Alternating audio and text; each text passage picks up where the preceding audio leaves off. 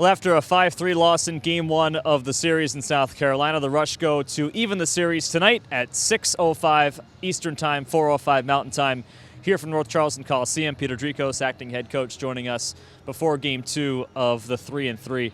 5-3 loss, 3-0 in the first period. You outscore them from that point on. Your thoughts on a back-and-forth game last night? Yeah, our start hurt us last night. Obviously, giving up 3 goals in a short period of time, it's hard to come back from, especially against a team like this. So today we got to start on time and play with the lead. What'd you say during the timeout? I just said we got to wake up. Obviously, we allow, like I said, 3 goals in under 5 minutes. That's not good. So, guys rallied around each other, and after that, I thought we picked up our pace and our intensity a lot. Was the change pretty immediate right away? What'd you see? Yeah, I just think we started to play our style of game, getting on the forecheck, hard on pucks, being physical, creating some opportunity for us to play in the offensive zone. Special teams was pretty good last night. You score a power play goal and a shorty. You allow nothing to South Carolina. How much of an impact did that have in the game? Yeah, it's always good when your special teams are going. Obviously, those are difference makers in games, especially against teams like this. So we want to continue that, be good on the PK, and hopefully score some goals on the power play as well today. I'm sure just one penalty taken is a pretty good number, too. Yeah, easiest way to kill them is to not take them, so yeah.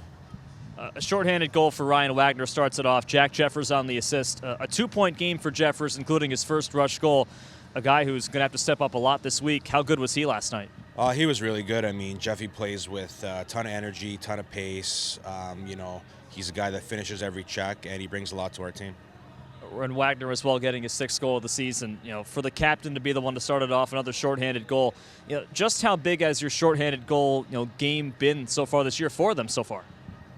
It's been pretty good. I mean, our PK has been pretty strong throughout the season. It's been pretty consistent, and anytime you can pop in a shorty, it always helps, and it's a good jolt into the bench as well. It creates a lot of life and energy. I know you've been a big part of the PK, of course, since last year when you came on for your first year here. What have you liked about the PK? What's worked structurally for you guys this season? I think we're just making smart reads. We're being aggressive where it's needed. We're being passive when it's needed, and everyone's buying in, and we're playing as one cohesive unit. I feel like you could say for last night, you mentioned the start, 6 minutes not good, 54 minutes good enough to win. But again, the 6 minutes do you guys in. Has that been a constant message before games in the locker room? What's the conversation been like? Yeah, ultimately when you lose, right? So the message is, let's take the negatives, let's take the positives, and let's create those negatives into positives. It's a learning opportunity for these guys. We do have a pretty young team as a whole, and we got to be consistent for 60 minutes. We can't take any time off, especially against good teams. So what do you want to see here? Aside from a start, what do you want to see?